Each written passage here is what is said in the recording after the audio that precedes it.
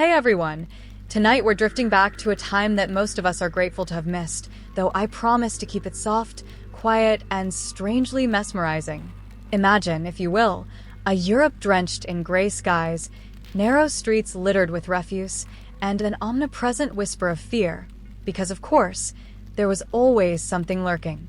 Tonight, we'll wander gently through the lonely corridors of the minds and lives of those who survived, against all odds, the plague. Those who were spared were not always spared happiness, or even comfort.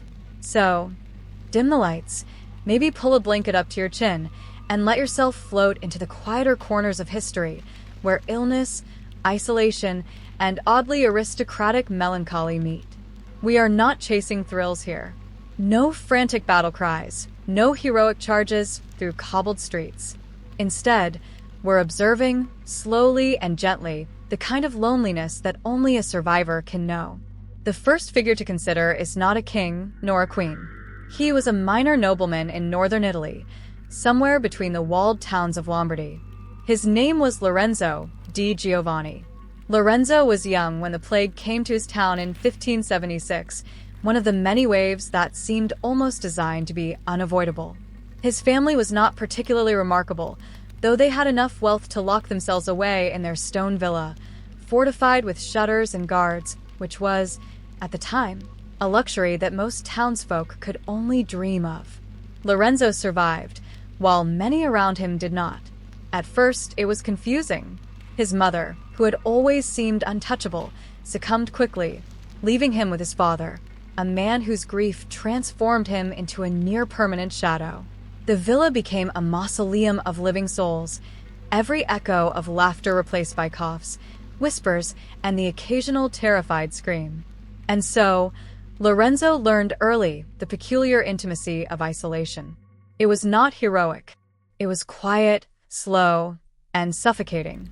One of the most haunting aspects of surviving such times was the realization that life could feel entirely empty while continuing, stubbornly, without pause. Lorenzo would wander through the villa's hallways, encountering furniture draped in white cloths, portraits of long-dead ancestors staring down, and the occasional servant too fearful to enter certain rooms. He began to speak to the walls, naming the furniture, as if the grand piano might answer him, or the gilded chairs could offer counsel. And sometimes he swore they did. It's tempting to romanticize such isolation.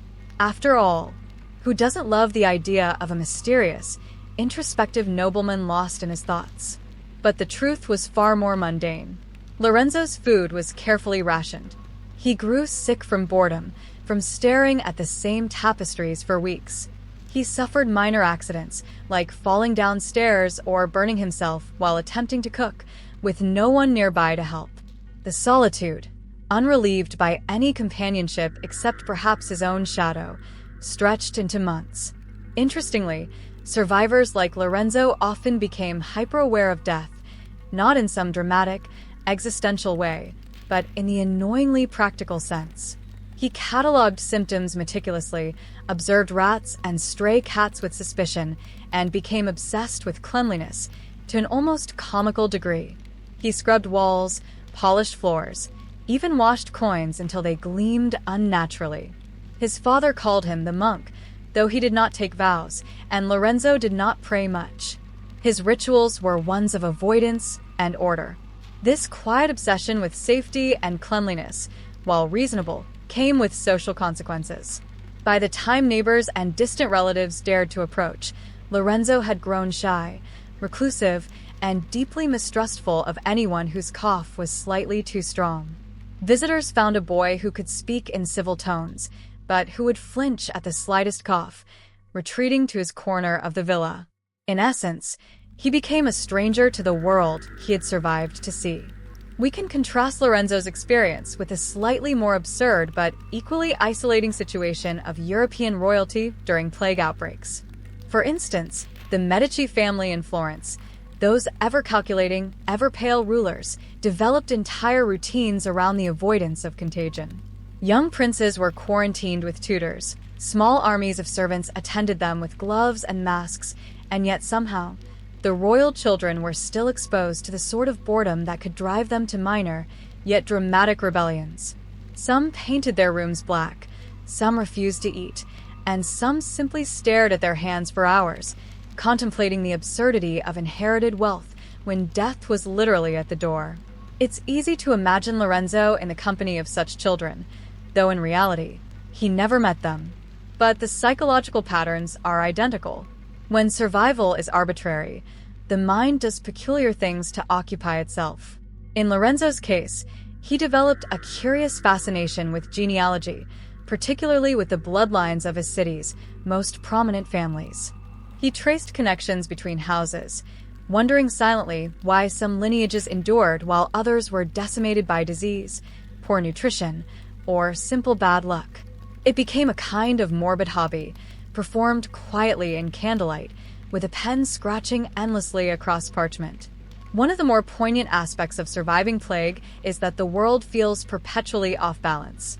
Lorenzo would step outside the villa and find the streets empty, or populated only by the limping, the coughing, or the silently grieving.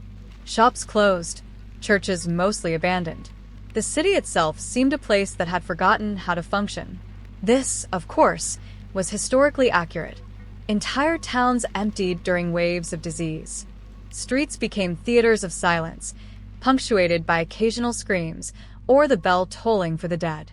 And so, the survivors, Lorenzo among them, inhabited a liminal world, caught between life and an ever-present awareness of mortality. Now, this is where history can get strangely sardonic. Lorenzo survived, yes, but what good is survival when it breeds oddities? By the time he was a young adult, he had developed a series of small, personal superstitions, never crossing a street at noon, never touching coins that had passed through more than 3 hands, and refusing to enter rooms where 3 or more people had gathered. His father, by now a shadow of the man he once was, encouraged these behaviors only slightly, which is to say, he ignored them completely. Lorenzo's world had contracted, yet he considered himself remarkably prudent. And so, the story of Lorenzo's survival is also the story of isolation, paranoia, and peculiar aristocratic habits emerging not from wealth, but from sheer necessity. Of course, he eventually grew out of some of these quirks, or at least he told himself he had, but the imprint of those early months and years never truly faded. When he later inherited a minor estate, he was still the quiet, careful man who had spoken more to furniture than to humans for long stretches of his youth. One might imagine that Lorenzo's melancholy could be broken by romance, adventure, or political intrigue. History, cruelly, often does not grant such remedies. Lorenzo had occasional attempts at courtship, but he approached them as if solving a puzzle rather than engaging in human connection. He admired ladies from a distance, sent carefully measured letters, and fretted endlessly about contagion, even in situations where it was implausible. Naturally, this led to very little actual romance and a fair amount of gently unrequited longing. And yet, despite the isolation, despite the creeping anxiety, there is a strange beauty in such survival. Lorenzo's days, slow and repetitive, cultivated a mind attentive to detail, observant and quietly witty in ways that others might have overlooked. He became a chronicler of minor events, noting the shifting seasons, the slow bloom of flowers, the peculiar habits of neighboring animals. For someone whose life began under the shadow of disease, such attentiveness is perhaps a gentle compensation, a soft echo of life persisting against odds. So, as we drift through the life of Lorenzo, we are not here to marvel at grand heroics, nor to recoil in horror at tragedy. Instead, we are invited to experience the delicate, strange, slightly sad life of someone who survived, only to find that survival itself is complicated. It is a mixture of relief and restlessness, of keen observation and mild absurdity, of isolation punctuated by tiny rituals of self-preservation. In other words, the quiet, ironic reality of being alive when so many others were not. We can let Lorenzo linger in our minds for a moment, imagining him at his small desk, candle flickering, pen scratching against parchment, whispering to chairs and tables alike. There is a sort of rhythm to this life, if you listen carefully, The soft hum of wind through shuttered windows, the faint ticking of a clock, the occasional cough that reminds you, gently, of mortality. It is a lullaby of solitude, a meditation on survival, on human tenacity, and its slightly ridiculous trappings. So, as we leave Lorenzo and his quiet villa behind, let us float, ever so gently, to a figure whose survival came with more pomp. He was a young prince in the late 16th century, somewhere in the patchwork of duchies and principalities that littered Central Europe. His name was Maximilian, and of course, he was born into that peculiar, slightly tragic institution known as dynastic inbreeding. Because why marry a stranger when your cousin will do almost as well, genetically speaking? Maximilian survived not one, but several waves of plague. The rest of his siblings did not. Some historians note that he had an uncanny ability to avoid disease, though it may have been luck, or perhaps the fact that he refused to sleep in rooms that smelled of too much human activity. Either way, survival did not improve his social skills. Naturally, he was isolated from a young age, quarantined for his protection while tutors and wet nurses tended him with gloved hands. As he grew, Maximilian exhibited what could be politely described as eccentric tendencies. He had a fascination with animals that bordered on obsession. Birds, especially, were his companions. Pigeons, finches, and even the occasional hawk filled his small chambers, their cooing and chirping replacing human conversation. Servants were instructed to maintain these creatures with religious devotion, because the prince's temperament could sour dramatically if a finch went missing. But let's pause to consider the irony. Here was a boy, heir to wealth and territory, kept alive with the utmost care, yet utterly unprepared for the mundane social world of his peers. He could debate theology with precision, trace genealogies with obsessive detail, and calculate estate revenues faster than his tutors could, yet he could not approach a young lady without blushing violently or fleeing into a nearby aviary. And here we encounter one of history's quieter ironies. Maximilian was known as the Gentle, which in contemporary accounts refers less to a benign temperament and more to a certain passive bewilderment. He had the delicate constitution of someone who had survived repeated bouts of plague, and his delicate constitution extended to nearly everything else. He fainted at the smell of perfume, swooned when confronted with large gatherings, and reportedly screamed once when a candle flickered too close to his favorite pigeon. Royal life did not improve with age. By the time he was 10, Maximilian had inherited a small principality, a patchwork of villages and forests, a few dozen loyal retainers, and an entire court of advisors who were, to be fair, largely confused about what to do with him. Political decisions fell to regents, while Maximilian wandered hallways, birds perched upon his shoulders, occasionally dictating letters to foreign powers without much awareness of context. He once sent a carefully penned letter to a neighboring duke proposing the marriage of a cousin whom he had never met, citing reasons that were entirely numerical. Her bloodline is acceptable, her temperament is unknown. This is the pattern we will see again, and again with plague survivors from royal or noble households. Survival gives life, yes, but it also isolates, encourages peculiar habits, and sometimes grants responsibility without preparation. Maximilian, like Lorenzo before him, created a private world, insulated by wealth, fear of contagion, and eccentricity. Where Lorenzo spoke to furniture, Maximilian spoke to animals. Where Lorenzo catalogued deaths of townsfolk, Maximilian catalogued the plumage patterns of his pigeons. Both were deeply human responses to isolation. Perhaps predictably, Maximilian's court attempted to mold him into a more conventional ruler. Tutors assigned him etiquette lessons, counselors tried to teach him diplomacy, and older relatives attempted to introduce him to young ladies deemed suitable for marriage. These interventions had mixed results. On one occasion, a visiting noblewoman was introduced to Maximilian, who, instead of greeting her, ran screaming into a nearby garden, pursued by his entourage, where he proceeded to have an existential debate with a particularly stubborn magpie. And yet, the survival instinct persists.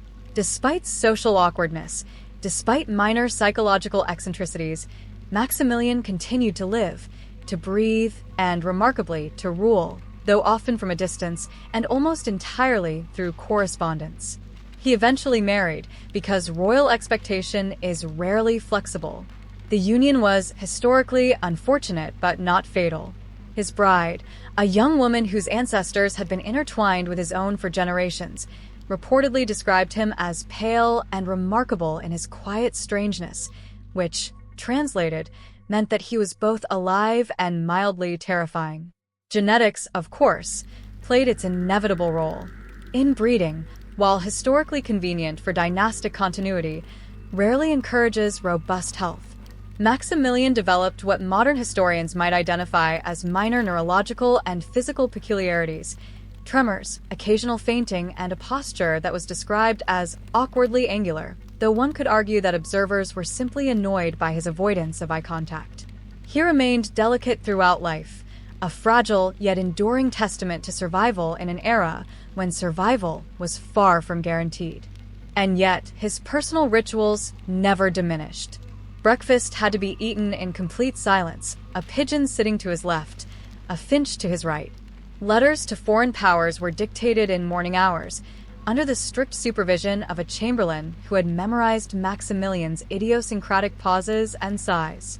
Even death was approached with the meticulous planning characteristic of a survivor. He instructed that his funerary garments be folded precisely, his pigeons fed one last time, and his court informed that mourning should proceed at a reasonable pace, without undue theatricality. There is, perhaps, something quietly noble in this: a person who has survived the near impossible, who has inherited authority without preparation, and yet approaches life and death with attention to small detail, with ritual, and with a slightly absurd sense of propriety. Maximilian reminds us that survival is not merely about living. It is about constructing a world in which continued life can be endured, if not entirely enjoyed. And so, as we linger with Maximilian, we see echoes of Lorenzo: isolation, obsession, ritual, and an acute awareness of mortality.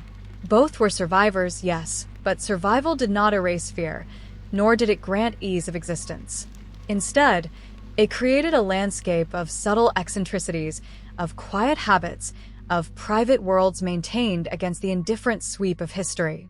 Before we drift further into the lives of other royals, it is worth noting how common these patterns were. Plague survivors often became overly cautious, socially awkward, sometimes obsessive, and occasionally brilliant in ways that only the slow passage of time could reveal. Their eccentricities, if observed closely, were not mere quirks, they were adaptations. Survival, in a world where death was always near, demanded ingenuity, ritual, and, at times, a willingness to talk to birds. And so we let Maximilian linger in our minds, pale, slightly tremulous, surrounded by the soft cooing of pigeons, his life a quiet testament to survival, eccentricity, and the peculiar burdens of inherited privilege. Now let's move gently to Spain, which, as you may recall, has historically had a tendency to produce royals who are a bit too familiar with their cousins. Yes, we're entering the Habsburg era, where inbreeding was less a choice and more a dynastic imperative. It was, as one might expect, a recipe for fragility, eccentricity, and what physicians centuries later would note as mildly alarming craniofacial peculiarities. Our figure tonight is Charles II of Spain, born in 1661. He was nicknamed the Bewitched, a title that hints at his curious combination of health problems, social awkwardness, and the subtle inevitability of a lineage that had been tightly coiled for generations. The family motto might have been, if they had been honest, keep it in the family and hope for the best. Charles's survival as a child was remarkable, given his genetic inheritance. He suffered from a range of ailments from the earliest years: digestive troubles, learning delays, and what observers described as a profoundly weak constitution. He was so fragile that some court physicians insisted on monitoring his digestion hour by hour, as if meals alone could determine the fate of a kingdom. This, of course, it seems, was only partly an exaggeration. The boy's body was simply ill-equipped to cope with the cumulative effects of centuries of cousin marriages. Despite this fragility, Charles survived. largely thanks to an entourage that hovered over him constantly.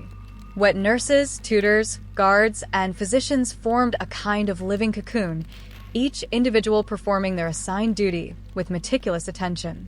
He could not play with other children. He could not run, jump, or wrestle.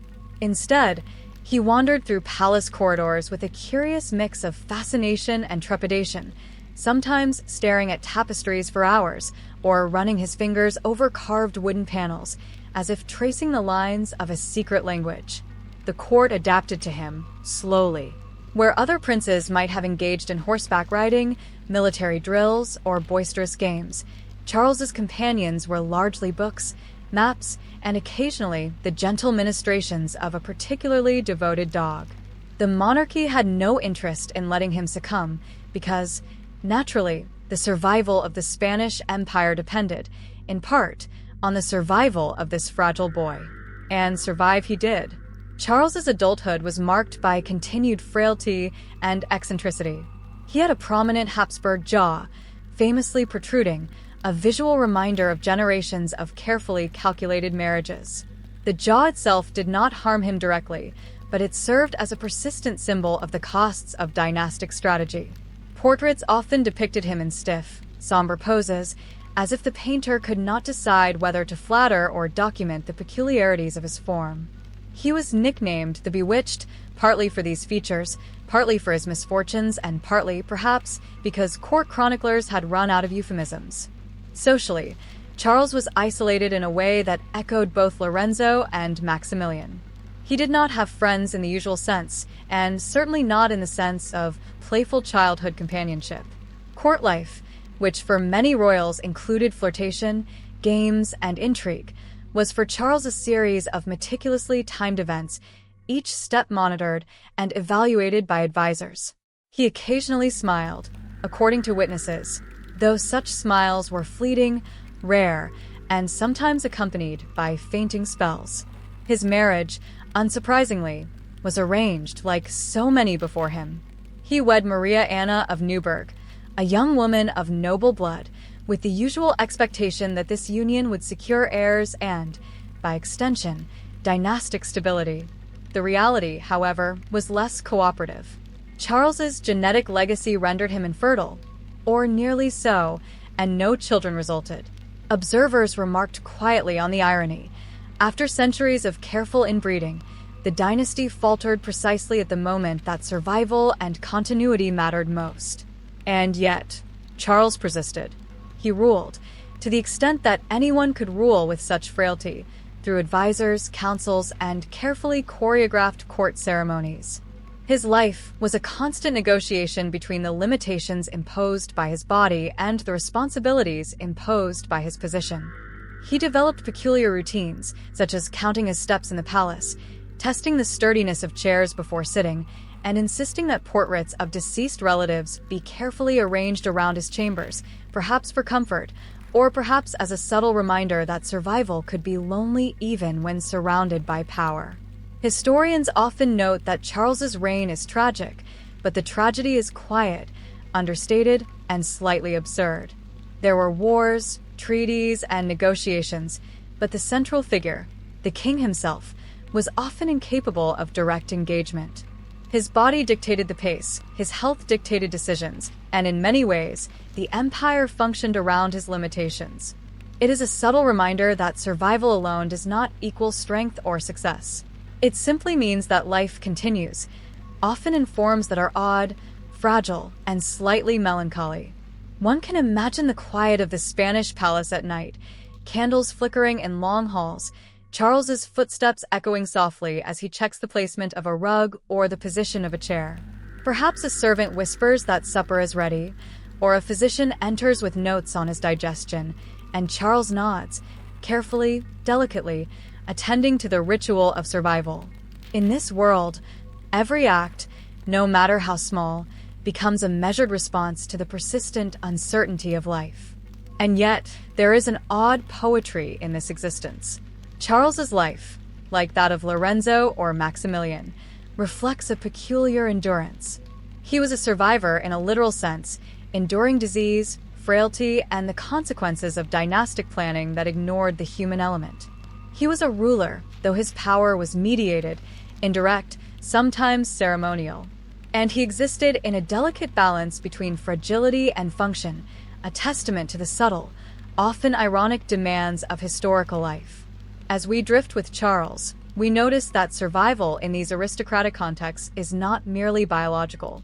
It is psychological, social, and ritualistic. The body may endure, yes, but so too must the mind negotiate loneliness, obsession, and a life constrained by precaution. It is a slow, quiet endurance, often punctuated by moments of absurdity, like counting steps or conversing with portraits. And in these moments, we can see a continuum. From Lorenzo to Maximilian to Charles, each survivor shapes a world that is intensely private, carefully structured, and oddly poetic in its monotony. Now, as we leave Charles II and his delicate corridors of solitude, let us drift over to France, to the late Valois period, a dynasty that managed to combine fragile health, political incompetence, and petty court intrigue into a uniquely exhausting cocktail. These royals were survivors in a different sense. They survived childhood illnesses, sibling rivalries, and their own impulsive whims, often leaving historians with endless anecdotes of quiet absurdity. Consider Henry III of France. He was handsome, certainly, though contemporaries often noted a certain languid, almost bored grace. He was nicknamed the perfect king in some circles, though, as is typical with these things, the title was more ironic than complimentary. Henry's reign was characterized by delicate health, an obsessive attention to ritual, and the kind of courtly eccentricity that would make any modern observer slightly uncomfortable, though in a gentle, almost sleepy way. Henry was extremely aware of his appearance. He bathed frequently, a practice unusual in the 16th century, and took extraordinary care with his clothing.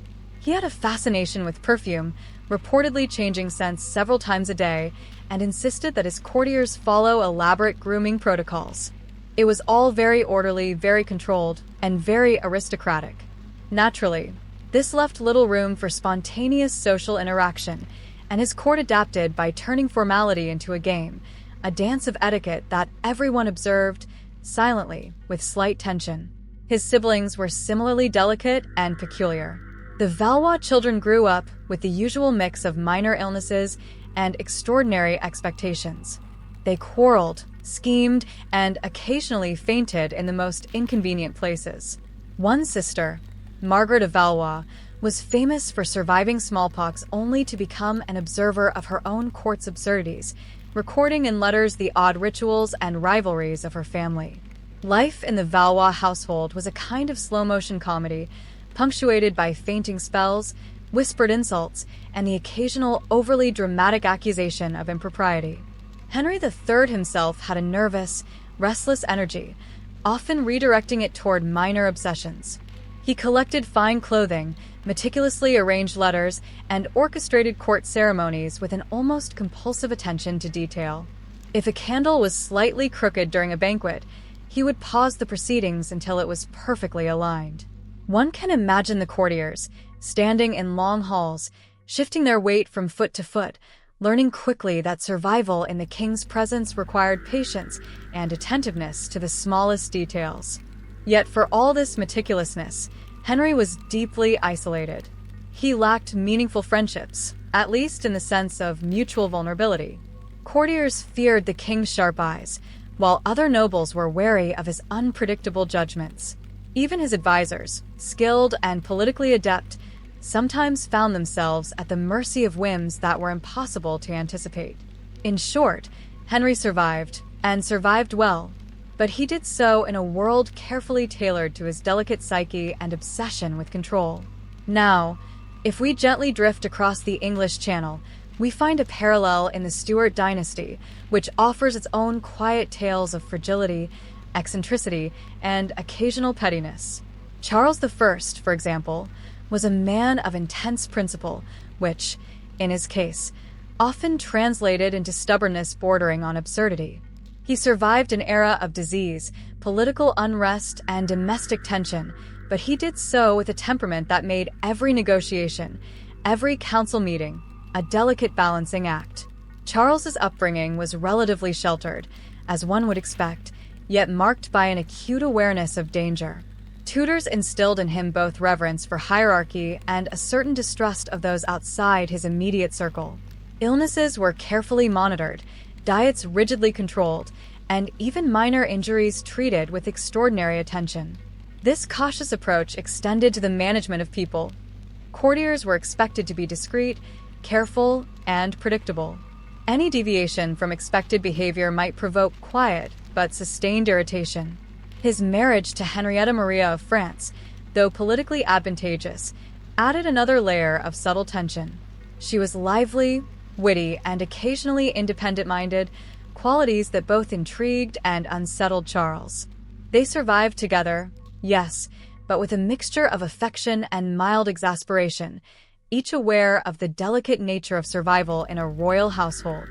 There were disputes over religion, court protocol, and even the proper arrangement of furniture during meals. Minor irritations, perhaps, but magnified in a court that emphasized propriety, hierarchy, and the almost sacred maintenance of appearances. Charles's reign, of course, ended tragically in a way that historians tend to overstate with dramatic flourish.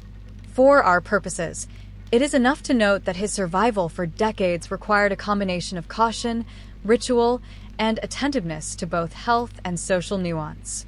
He was a survivor in the slow, meticulous sense, enduring childhood illnesses, avoiding accidents, and navigating the delicate web of familial, political, and social expectations. What unites these figures? Henry III, Charles I, Maximilian, Charles II, and even Lorenzo, is a pattern of survival that comes with its own peculiar burdens. Survival is not heroic. It is tedious, repetitive, and sometimes absurd. It demands attention to minutiae, rituals of comfort, and the quiet endurance of both body and mind. There is an irony here. Those most carefully preserved often lead lives that are socially constrained, physically delicate, and psychologically intricate. They survive, yes, but in a world that requires constant negotiation, careful observation, and occasional eccentricity. As we let our minds linger on these images, we can imagine the quiet scenes. Henry III adjusting a candle mid-banquet, Charles I pacing a library, Maximilian whispering to pigeons, Charles II examining a chair for sturdiness, Lorenzo scratching furiously at his ledger. Each survives, each negotiates isolation, and each develops private rituals to endure the peculiarities of life in a fragile body or a fragile family line. And so, as the night grows deeper, we can appreciate the subtle poetry of survival. It is not the triumph of battle, nor the thrill of conquest. It is the quiet endurance, the meticulous attention to small details, and the curious eccentricities that arise when human beings are spared by chance, but burdened by circumstance. These royals, nobles, and minor aristocrats teach us that survival is often a slow, repetitive process, punctuated by moments of mild absurdity and delicate observation. Now, as we leave petty crowns and fragile thrones behind, let us drift softly into the nurseries, chambers, and sunlit corridors where some of Europe's most delicate royals began their peculiar journeys. Childhood in a royal household was not carefree. Quite the opposite. The tiniest illness could threaten survival, the slightest misstep could provoke panic among attendants, and every minor eccentricity was both observed and reinforced by anxious adults. Take, for example, the children of the French Valois. They were often confined to small, temperature-controlled chambers, watched over by nurses, governesses, and an army of attendants who seemed to multiply in proportion to the child's perceived fragility. These children did not stumble into games or friendships freely. Instead, they were taught early to avoid danger, to observe propriety, and to maintain an almost obsessive attention to hygiene, at least by the standards of their time. Every meal was weighed, every cloth folded, every cough noted. One imagines that the children grew up with the sensation of being perpetually studied, their every move a minor experiment in survival.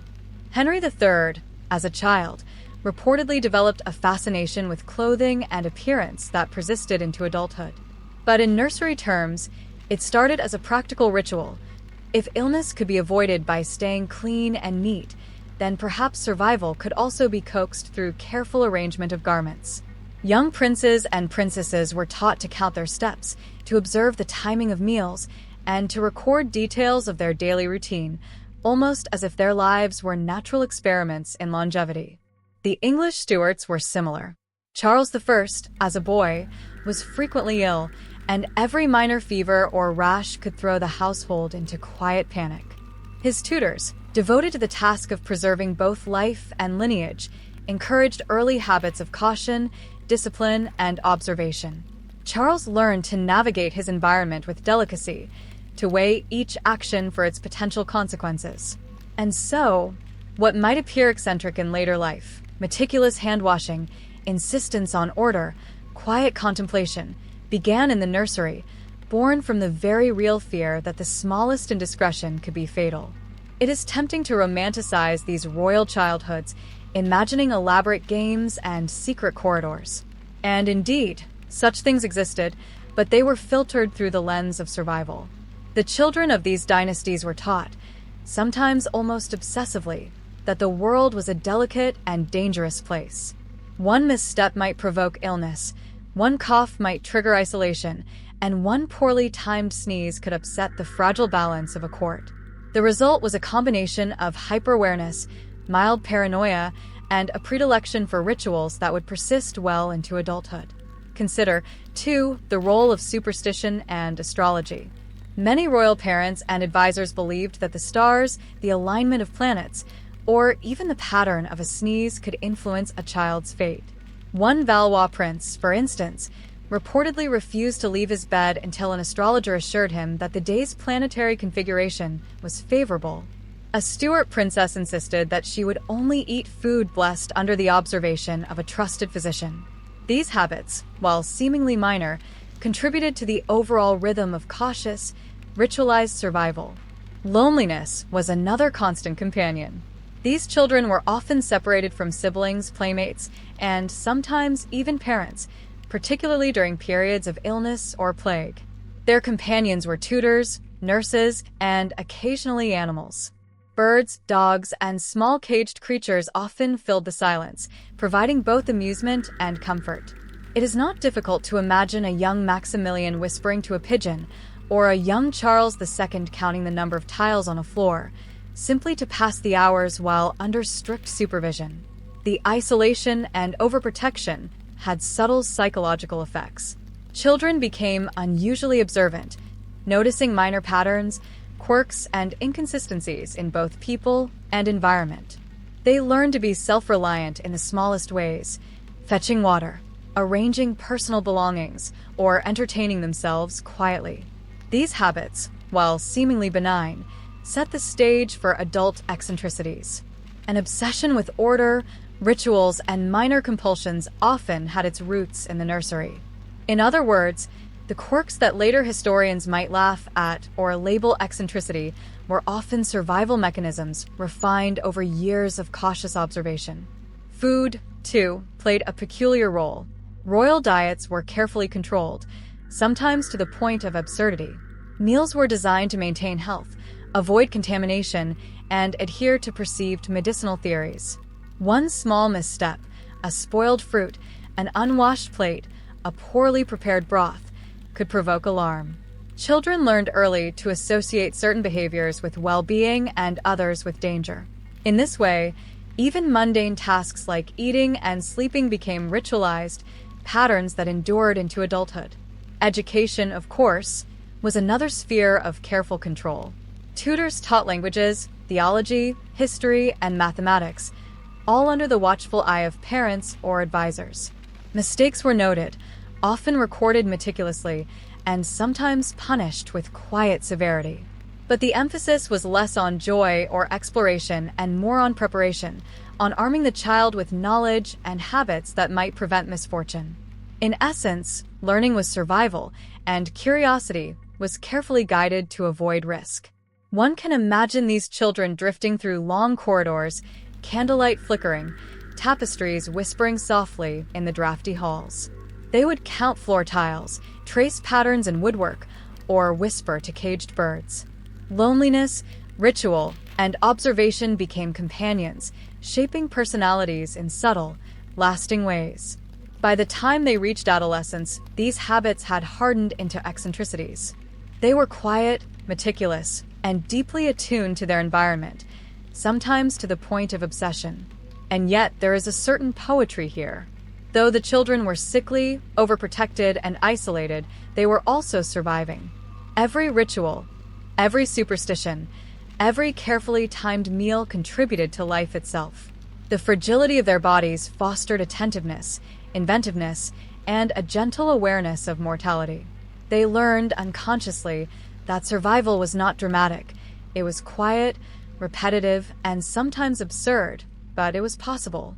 As we drift with these images, let us linger on the quiet corridors, the small rooms, and the attentive shadows.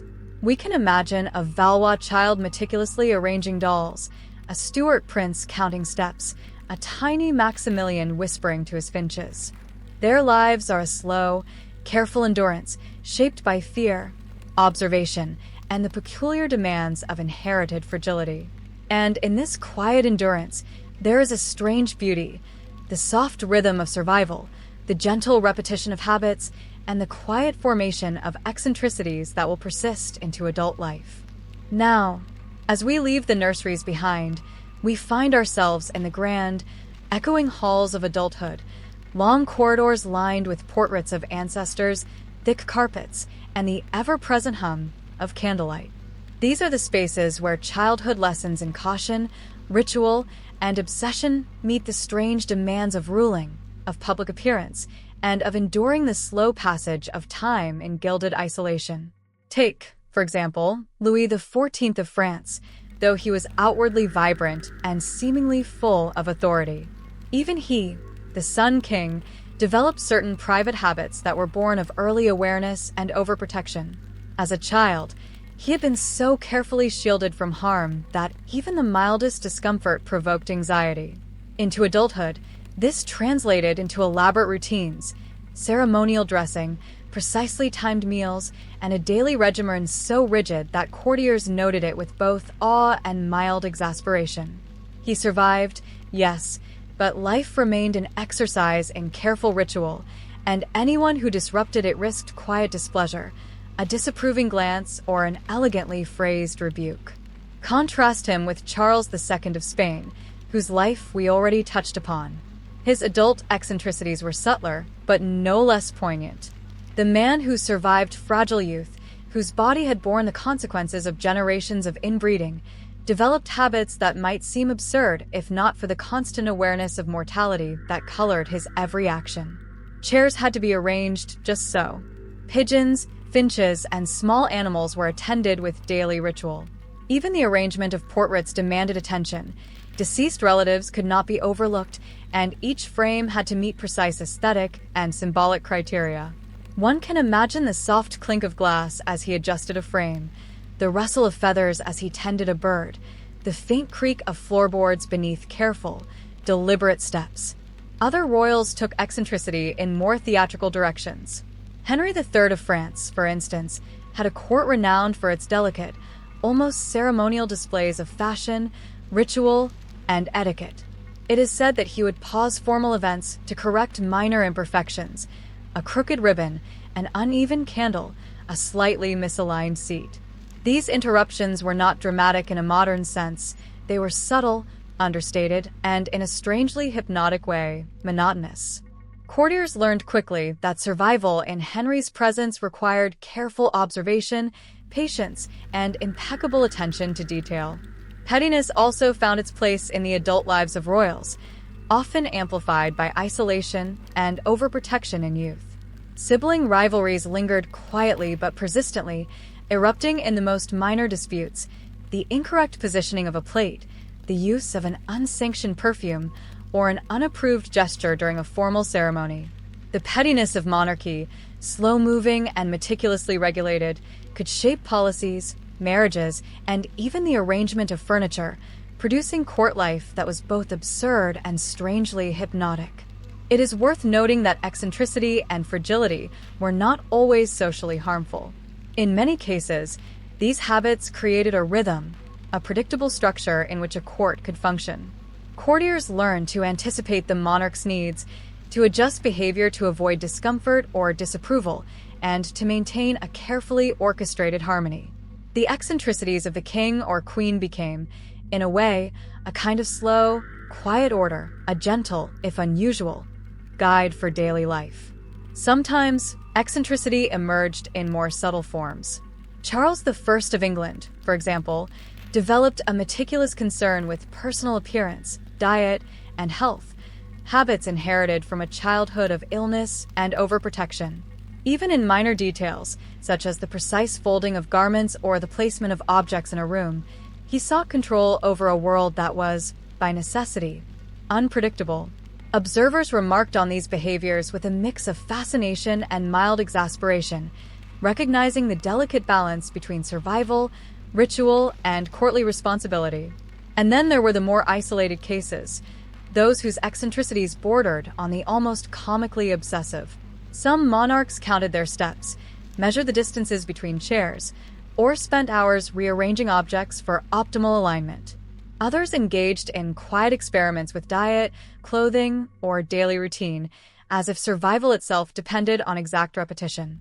One can imagine the soft, persistent rhythms, footsteps in empty corridors, whispers to birds, careful adjustments of furniture, the faint clink of utensils during meticulously controlled meals.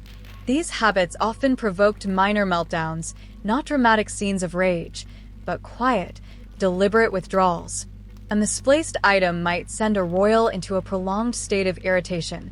An unanticipated interruption might trigger hours of contemplation and ritualized rectification. The court, in turn, learned to accommodate these peculiarities, observing rituals of patience, anticipation, and subtle correction. Life continued, slow and measured, shaped by the combined weight of fragility, isolation, and inherited eccentricity. It is fascinating, too, to consider the contrast between public image and private behavior. Many of these royals, outwardly regal and imposing, carried private rituals that were almost childlike in their meticulousness. They survived with a mixture of vigilance, ritual, and quiet absurdity. Observers glimpsed these habits as quirks, but for the monarchs themselves, they were essential for navigating life in fragile bodies, under constant scrutiny, and amidst the ever-present specter of mortality.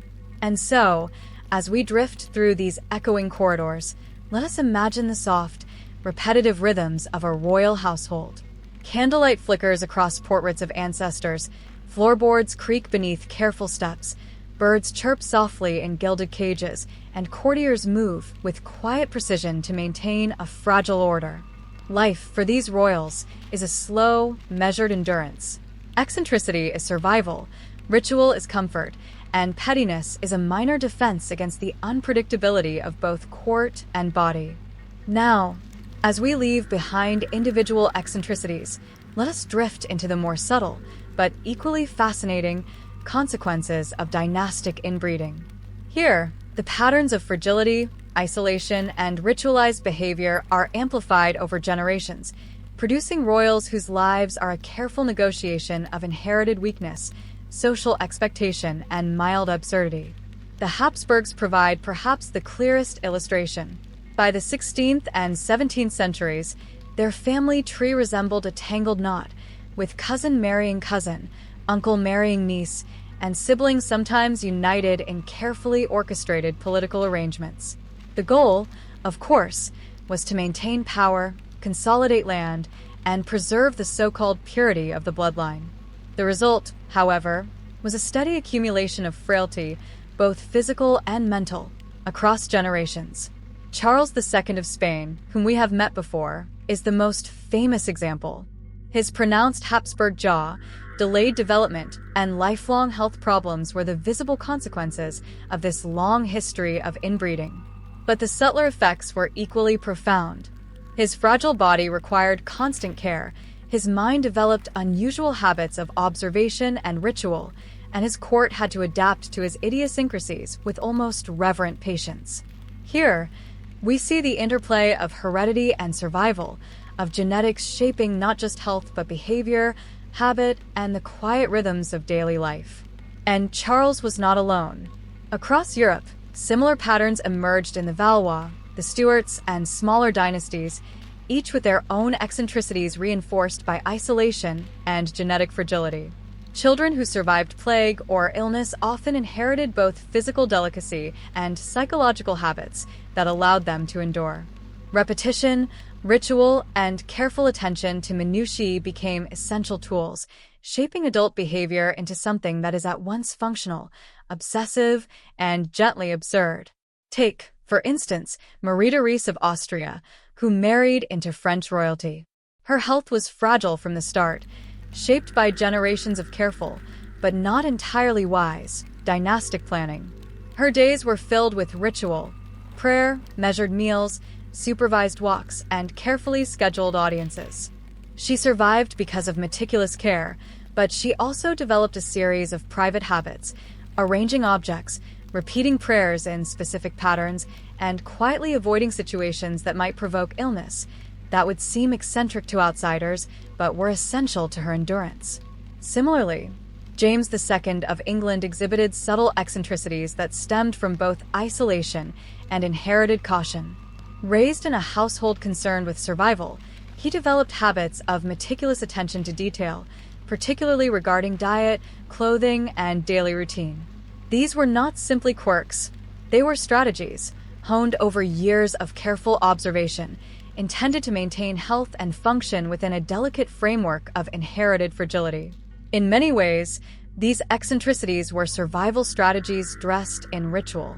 Counting steps, arranging furniture, adjusting garments, or whispering to birds were not arbitrary. They were methods of exerting control over a world that was otherwise unpredictable, fraught with disease, political intrigue, and familial pressure. Here, absurdity and utility intersect. A royal might insist on an exact number of steps between rooms or the precise alignment of portraits not out of vanity, but from an ingrained, almost subconscious desire to maintain stability. Yet, the irony of inbreeding is subtle and persistent. Attempts to preserve strength and continuity through carefully arranged marriages often produce the opposite effect: weakness, both physical and social. These fragile bodies and fragile minds had to navigate the same world as more robust contemporaries, but with far fewer resources. They survived, yes, but often at the cost of social awkwardness, ritualized eccentricities, and the quiet, sometimes exasperating, patience of those around them. And so, the pattern becomes clear. A fragile childhood, marked by overprotection and isolation, lays the groundwork. Survival strategies emerge: observation, ritual, meticulous attention to detail. Generations of inbreeding compound the fragility, reinforcing eccentric habits and producing adults who navigate life with an almost mechanical precision, shaped by inherited weakness, inherited expectation, and the peculiarities of court life. We can drift softly through imagined scenes: Charles II adjusting a portrait, a Habsburg princess carefully counting the number of steps to her garden, a Stuart prince meticulously folding his garments before breakfast, a Valois princess whispering to her doll to maintain order. The rhythm is slow, deliberate, and quietly hypnotic. Life, for these royals, is an exercise in measured endurance, punctuated by gentle absurdities that are both coping mechanisms and subtle expressions of individuality. The result is a dynasty shaped by survival, fragility, and ritual. Illness and early death claimed many, but those who survived, often against all odds, developed intricate behaviors that allowed them to function within the constraints imposed by both genetics and social expectation. Eccentricity becomes a lens through which we can understand survival, observation, and the human capacity to endure in ways that are neither heroic nor dramatic, but quietly, persistently alive. As we linger with these images, it becomes clear that survival is not simply biological. It is psychological, social, and ritualistic. It manifests in habits, in quiet obsessions, in meticulous attention to detail. It is the rhythm of life in fragile bodies, and it is profoundly human. These dynasties, with all their wealth, power, and inherited oddities remind us that endurance often comes in subtle, repetitive, and gently absurd forms. Now, as we leave the broad patterns of inbreeding and fragility behind, let us drift slowly into the details, the small, gentle eccentricities that define the daily lives of royals who survived against odds, yet remained perpetually cautious, isolated, and subtly peculiar. These are not the dramatic scandals that fill history books. These are quiet habits, meticulously maintained routines, and minor obsessions that shaped existence in ways that are oddly hypnotic to imagine. Take, for example, the daily routines of Charles II of Spain. His morning began with the careful feeding of his pigeons and finches, followed by a precise arrangement of furniture in his chambers. Chairs had to be placed at exact angles, tables aligned to the light of the morning sun, and curtains drawn or opened according to a carefully observed schedule. One can almost hear the faint clink of metal as he adjusted a candlestick or the soft rustle of feathers as he attended to his birds. These were not eccentricities in isolation. They were ritualized strategies for managing a fragile, delicate life in a world that demanded constant attention. Similarly, Henry III of France engaged in what contemporaries politely described as obsessive grooming rituals. His court noted the repeated adjustments of ribbons, collars, and clothing, often multiple times within a single public appearance. Perfume was reapplied according to an almost mathematical schedule, and hair was brushed and arranged with meticulous care. Courtiers quickly learned that subtle deviations in presentation could provoke extended periods of quiet displeasure. One can imagine a noble shifting nervously in a gilt chair, waiting for the king's attention to settle elsewhere before resuming normal breathing. The Stuarts, too, exhibited minor obsessions that were rooted in survival, ritual, and inherited delicacy. Charles I reportedly counted steps in corridors, measured the distance between objects, and insisted on precisely timed meals. Small errors, a crooked plate, a misaligned chair, a slightly delayed audience, could provoke quiet irritation that lasted hours, often expressed through subtle gestures, sighs, or deliberate corrections. Again, it was not dramatic. It was methodical, repetitive, and almost hypnotically slow. One might also note the Habsburg predilection for dietary exactitude. Many members of this family, trained from childhood to manage fragile digestion and delicate constitutions, maintained strict food schedules, consumed carefully prepared meals, and avoided anything that might upset their temperamental systems. Charles II's diet, for instance, was monitored by multiple attendants, each noting minute reactions, measuring portions with precision, and ensuring that the king adhered to the recommended regimen. The effect on daily life was profound. Eating became ritual, survival became structure, and every meal a quiet ceremony. Even seemingly trivial objects were treated with obsessive care. Portraits were aligned, chairs measured, tapestries adjusted to reduce drafts, and books arranged according to precise principles of order. Courtiers learned to anticipate these needs, moving with slow, deliberate grace, understanding that the survival of royal favor depended on observing tiny, often absurd details. In these small gestures, we glimpse the rhythm of aristocratic life, repetition, ritual, and meticulous attention serving as both protection and subtle expression of personality. Animals, too, played a comforting role.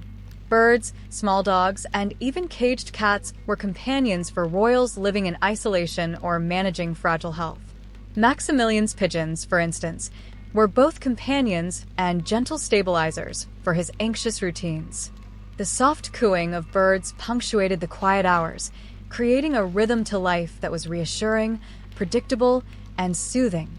Feeding them, tending them, and observing their behaviors became part of a survival strategy, a delicate interplay between the human and the animal, the fragile body and the quiet mind. There is also a peculiar social dimension to these habits.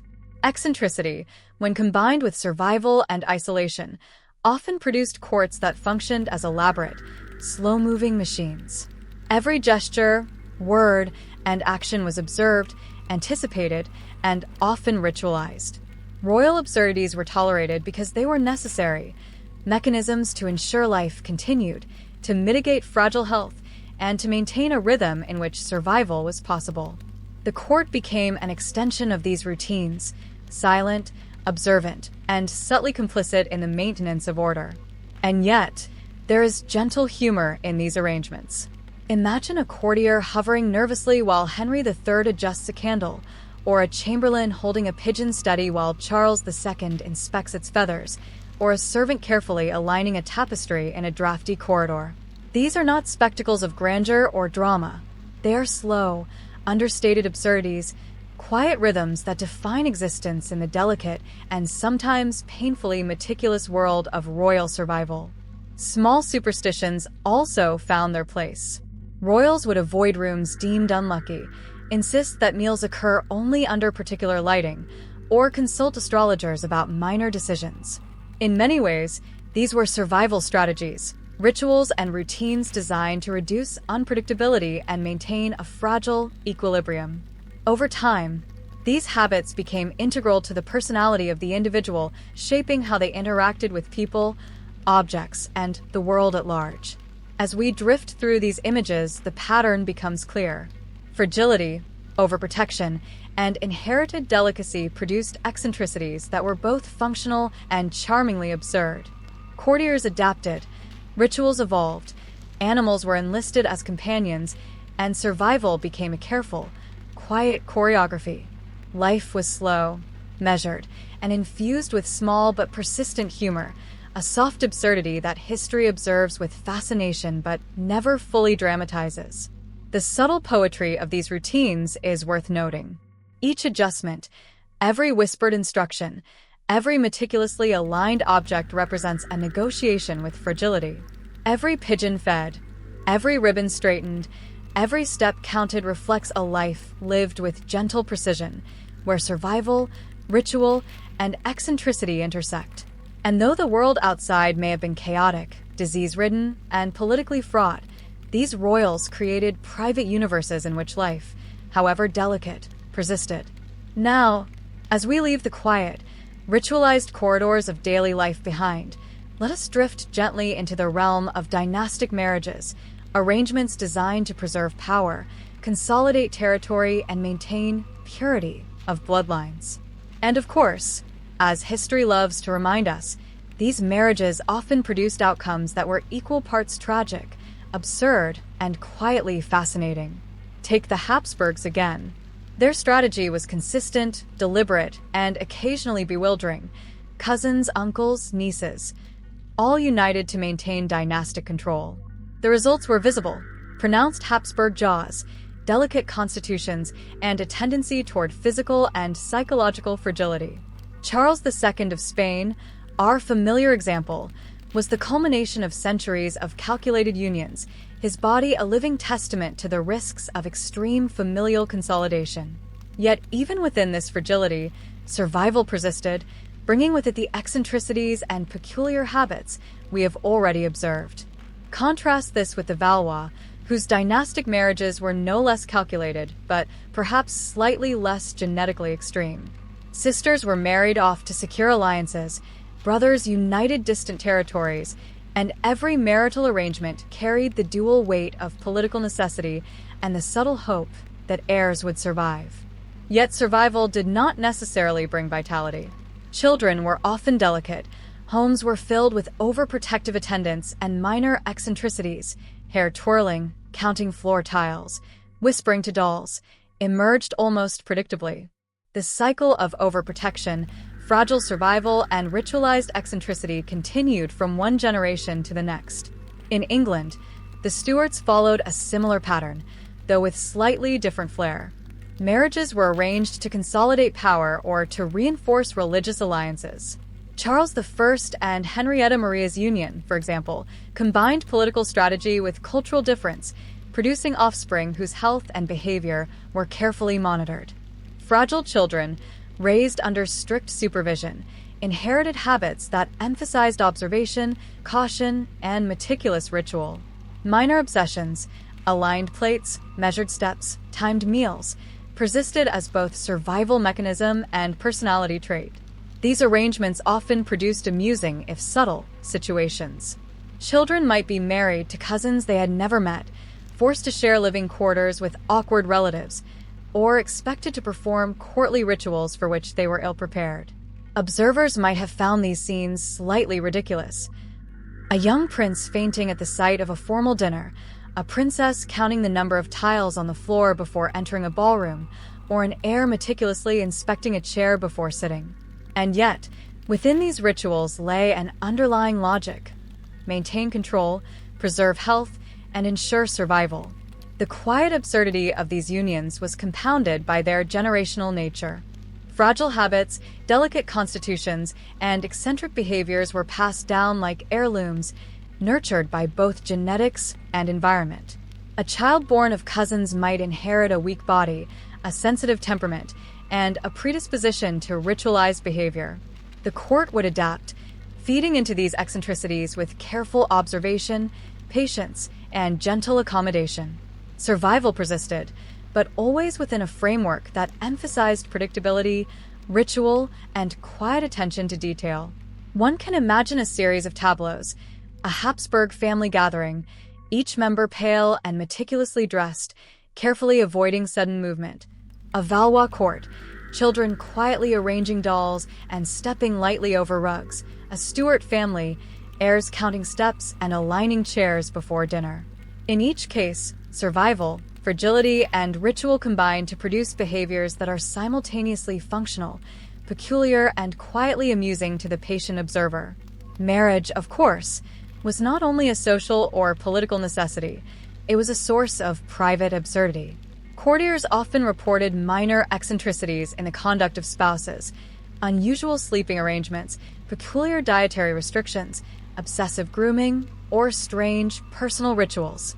These habits, inherited from fragile childhoods and reinforced by courtly expectations, persisted across generations, quietly shaping the rhythm of life in ways that were subtle but deeply ingrained.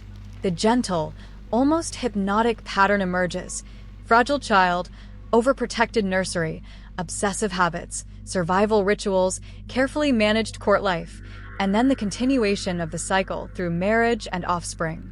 Each generation reinforces the previous one, maintaining fragility, eccentricity, and the subtle absurdity of daily life in aristocratic households. It is a cycle both predictable and endlessly fascinating, a slow, deliberate rhythm that stretches across centuries of history. Yet within this rhythm, there is a quiet poetry. Life is managed with care, ritual, and attention to detail.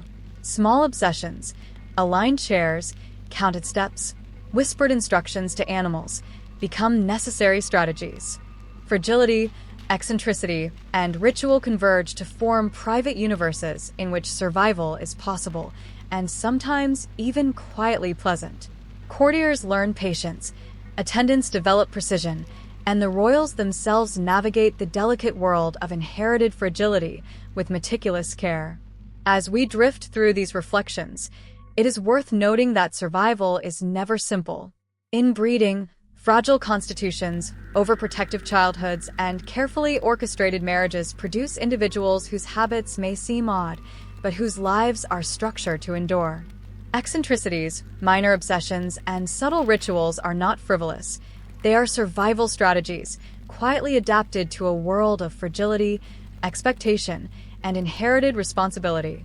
Now, as we leave the structured corridors of dynastic marriages, let us drift gently into the world of sibling rivalries, minor meltdowns, and the subtle absurdities that arise when fragile bodies, delicate minds, and careful social orchestration collide. In royal households, family life could be both quietly tense and quietly amusing, especially when compounded by generations of overprotection and inherited eccentricity. Consider the children of Charles II of Spain. He had no siblings who survived into adulthood, which perhaps spared him from some competition, yet his extended family was full of cousins, aunts, and uncles who monitored his behavior with quiet vigilance. Every action, every reaction, every sneeze or cough became part of the ongoing performance of survival. Any hint of misbehavior, or even mild deviation from the expected routine, might provoke an immediate, if subdued, corrective response from attendants. Imagine the soft shuffle of slippers as a nurse hurries to correct a misaligned chair, or the gentle clink of metal as a physician adjusts a feeding bowl. It was a world of small corrections, each both minor and essential. In France, the Valois children offered a different flavor of absurdity. Sibling rivalries were quiet, persistent, and sometimes almost ritualistic. Princes and princesses would compete for attention, for proximity to tutors, or for access to favored toys or books. Yet these competitions were constrained by fragile constitutions, strict supervision, and elaborate court rules. A fainting spell could end a quarrel, a cough might redirect attention, and the eventual winner of any minor rivalry was often simply the healthiest child on a given day. The humor, such as it was, lay in the quiet persistence of these contests, often observed with polite exasperation by tutors and attendants. Charles I of England provides another example. His siblings, equally fragile in health and upbringing, developed eccentricities that occasionally collided in amusing or awkward ways. A minor disagreement over seating arrangements, the correct timing of meals, or adherence to a ritualized pattern of steps could escalate into a quiet standoff. These standoffs were never dramatic in the modern sense. They were marked by prolonged pauses, subtle gestures, and a shared awareness of inherited fragility that constrained both action and expression. Courtiers observed these moments with a mix of fascination and restrained exasperation, understanding that in this household, patience was both required and inevitable. Over time, these sibling dynamics reinforced the eccentricities inherited from childhood. Counting steps, aligning furniture, whispering to pets, and meticulous grooming, all behaviors honed in isolation and overprotection, became the quiet currencies of social interaction. Children learned, sometimes unconsciously, that minor rituals could mitigate conflict, stabilize fragile bodies, and negotiate the complexities of royal households. Even in moments of competition or mild irritation, there was a predictable rhythm, a gentle repetition that structured life and ensured survival. Inbreeding compounded these dynamics. Cousins married cousins, uncles married nieces, and the repetition of fragile genetics ensured that eccentricities, obsessions, and physical delicacies were amplified. A minor quarrel might seem innocuous, yet in the context of hereditary fragility, it became a delicate negotiation. Someone might grow faint, another might require assistance, and the court would adjust to maintain the equilibrium. The absurdity lies not in chaos, but in this persistent, gentle orchestration of life, where survival and ritual intersect. Even small meltdowns were instructive. They were rarely dramatic or explosive. Rather, they manifested as prolonged pauses, repeated adjustments, or whispered complaints to attendants or animals. A misplaced book, a misaligned chair, or a slightly off-timed meal could trigger hours of meticulous correction. Observers might smile quietly at the absurdity, yet the underlying purpose was clear: maintain order, preserve health, and ensure that life continued in the fragile bodies entrusted to their care. Pets and small animals again played an important role. Courtiers noted how pigeons, finches, dogs, and cats became mediators of tension, quiet companions in households where human interaction was constrained by fragility and expectation. Whispering to a bird, carefully arranging a cat's bed, or measuring a dog's food precisely was both a coping mechanism and a ritualized form of control. These small interactions provided amusement, stability, and a subtle sense of agency, reinforcing behaviors that were, in a sense, both eccentric and essential. Humor in these households was subtle, understated, and almost imperceptible. The gentle absurdity of arranging furniture, counting steps, adjusting a ribbon, or feeding a bird in a precise order might elicit a quiet, knowing smile from a tutor or courtier. It was a humor born of endurance, observation, and meticulous attention to detail, a humor that comes from noticing the delicate dance of survival and eccentricity rather than from outright chaos or scandal. In essence, sibling rivalries, minor meltdowns, and eccentric behaviors were not merely quirks. They were part of a carefully maintained ecosystem of survival. Fragile bodies, delicate constitutions, and inherited eccentricities required predictable rhythms, subtle negotiations, and the quiet orchestration of behavior.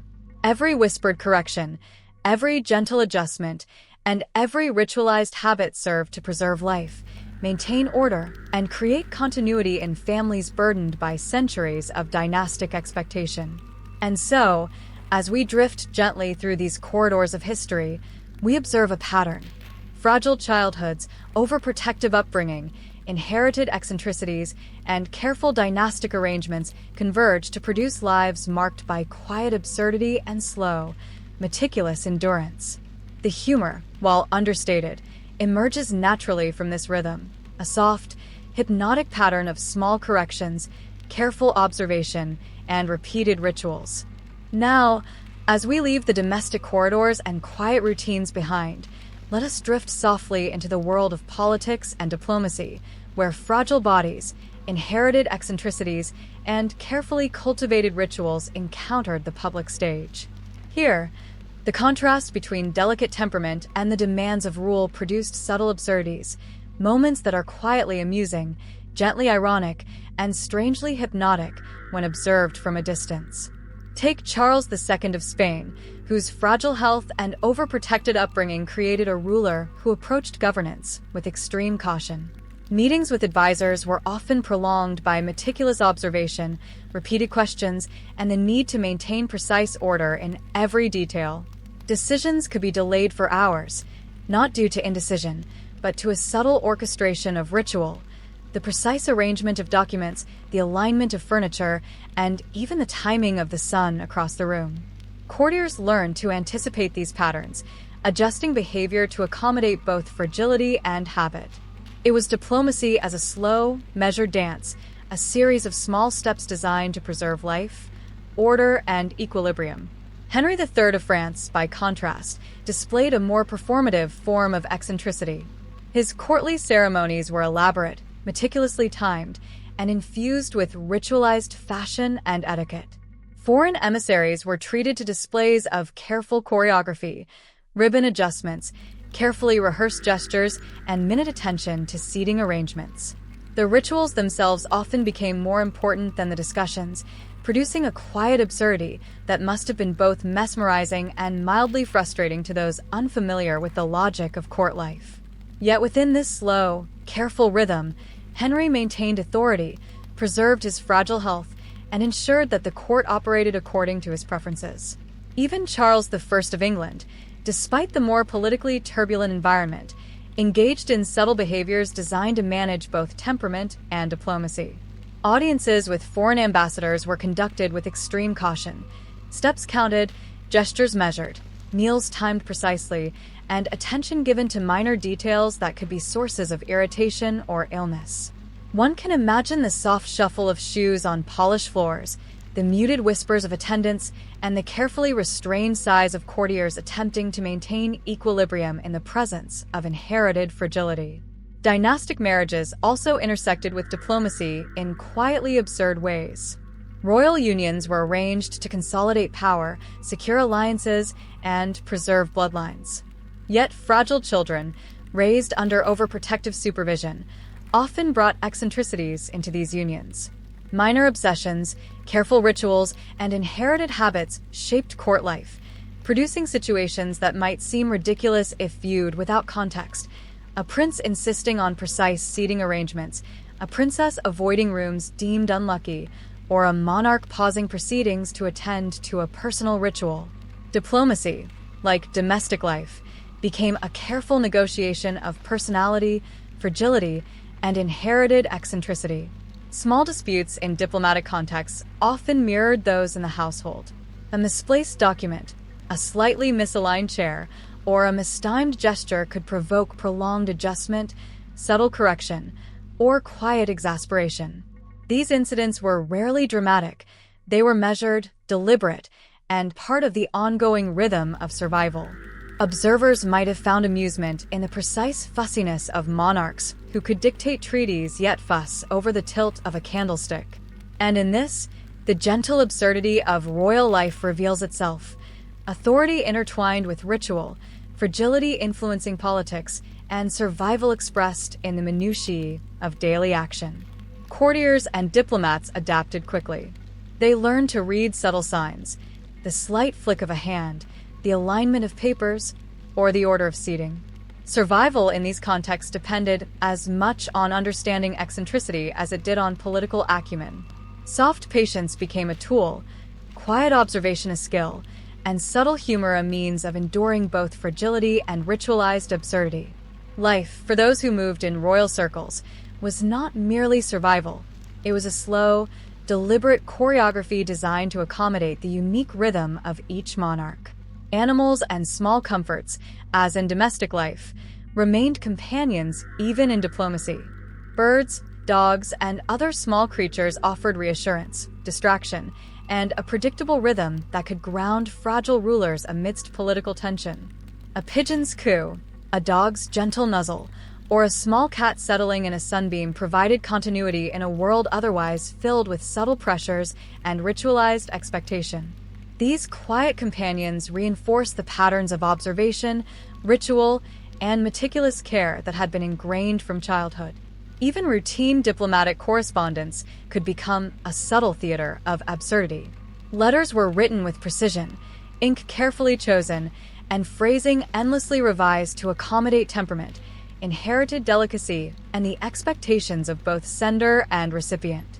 A misaligned line, a smudge, or an incorrectly timed dispatch could provoke hours of correction. Yet in this repetitive, deliberate process, life persisted, decisions were made, and the rhythm of survival continued. The absurdity was quiet, almost hypnotic, but profoundly human.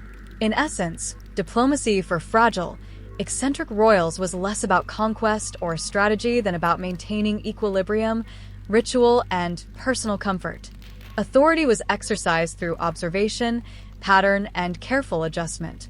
Small meltdowns, subtle obsessions, and minor eccentricities all played a role, shaping the rhythm of court life, influencing decisions, and producing a gentle absurdity that observers, modern or contemporary, might find quietly amusing. As we drift through these gentle vignettes, it becomes apparent that fragility, eccentricity, and survival extend beyond the private sphere. They touch politics, marriage, diplomacy, and courtly interaction, producing lives that are measured, deliberate, and softly absurd. Courtiers, attendants, and diplomats become participants in the quiet choreography, moving in a rhythm dictated by habit, health, and inherited peculiarity. Survival persists, eccentricity thrives, and the subtle humor of history unfolds in the most understated fashion. Now, as we leave diplomacy and courtly absurdities behind, let us drift gently into the private lives of monarchs whose fragility, eccentricity, and inherited delicacy often led to isolation. These are not dramatic tragedies of epic battles or bloody coups, but quieter, melancholic consequences. Long hours alone, muted fears, and subtle emotional strains that left a gentle imprint on history. Charles II of Spain, who we have met repeatedly, exemplifies this quiet solitude. His life, shaped by generations of inbreeding, fragile health, and overprotection, left him physically weak and socially isolated.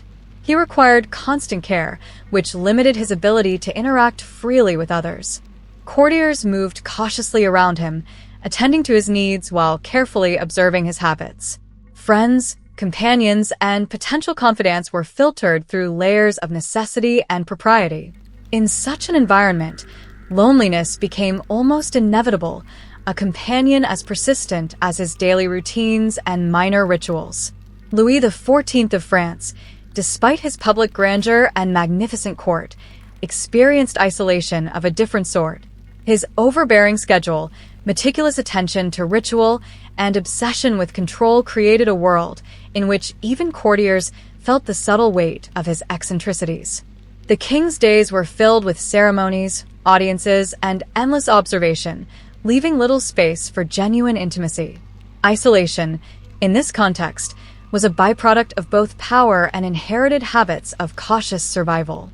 A palace filled with people could still feel silent if those people were constrained by ritual, expectation, and fear of minor displeasure. Even more subtle were the ways melancholy emerged in everyday routines. Small setbacks, a misaligned chair, a fainting spell, a delayed meal, could provoke extended periods of introspection or quiet withdrawal. These were not dramatic expressions of grief or rage, but slow, measured reactions shaped by fragility and habit. Courtiers observed, adjusted, and accommodated, learning to interpret silence, slight gestures, and repetitive rituals as forms of communication. The rhythm of daily life became a dialogue between fragility and endurance, isolation and careful observation. The Valois children, when they reached adulthood, often carried forward these patterns. Many were physically delicate, prone to illness, and socially constrained. The court adapted, producing a slow, deliberate environment in which minor eccentricities could be tolerated, even quietly celebrated. Yet within this tolerance existed a soft melancholy, the knowledge that life, while structured and ritualized, was also fragile and precarious. Children who had survived fragile youth carried that knowledge forward, infusing adulthood with subtle anxiety, careful observation, and ritualized behavior that both protected and isolated. Royal pets and small comforts again served as quiet companions. Birds, dogs, cats, and small caged creatures provided reassurance in moments of solitude, offering rhythm, predictability, and gentle distraction. The soft cooing of pigeons, the rustle of feathers, and the warmth of a lapdog became anchors in lives otherwise defined by fragility and ritual. These small creatures offered more than amusement. They created subtle continuity, bridging moments of isolation and reinforcing patterns of survival. Loneliness, of course, intersected with dynastic expectations. Marriages arranged for political advantage did not always alleviate isolation. Spouses, often similarly fragile or socially constrained, were sometimes companions more in function than in intimacy. Courtiers could mediate communication and sustain courtly rhythms, but they could not fully replace human companionship that is both free and spontaneous. Monarchs learned to live in solitude, to develop quiet rituals, and to find solace in repeated habits that were, in a sense, both eccentric and comforting. Even the most public monarchs carried private melancholy. Henry III of France, for example, surrounded by opulence and attentive courtiers, maintained intricate rituals of grooming, attire, and ceremony that occupied much of his time. Behind the elaborate display, however, lay an undercurrent of quiet solitude, hours spent adjusting ribbons, supervising servants, or arranging furniture could be both comforting and isolating. Public visibility did not necessarily alleviate loneliness. It often intensified the need for ritual and the quiet absurdities that sustained fragile life. Perhaps the most poignant element of these soft tragedies is their subtlety. There were no grand catastrophes in these moments, no dramatic battles, bloody coups, or heroic deaths. Instead, there were faint sighs, whispered instructions, careful adjustments, and long hours of observation. Fragility, eccentricity, and inherited delicacy created a life lived in measured rhythm, punctuated by gentle melancholy and quiet reflection. It is a history not of spectacle, but of endurance, not of drama, but of subtle, persistent human experience. As we drift through these quiet corridors of history, we see a pattern emerging: fragile childhood, overprotective upbringing, inherited eccentricity, careful survival, subtle absurdity, and finally, isolation accompanied by soft melancholy. Each monarch is both fragile and resilient, eccentric and methodical, isolated and meticulously observed. The rhythm of life is slow, measured, and hypnotic, offering a window into the private worlds that underlie public history.